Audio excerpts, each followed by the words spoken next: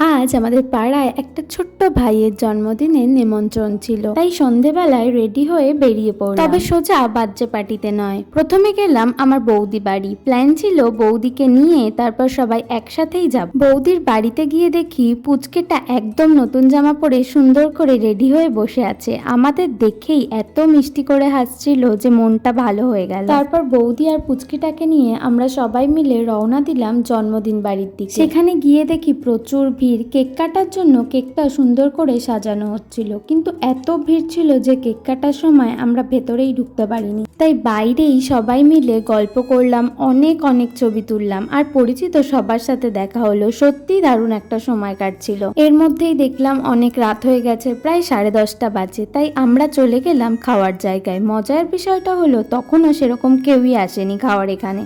আমরাই ছিলাম first batch. প্রথমেই চলে আসলো কেক, আর তারপরে চলে আসলো লোটের চপ, যেটা খেতে অসাধারণ ছিল। আর তারপর পুরি আর ছোলে, আর সেটাও ভীষণ টেস্টি ছিল।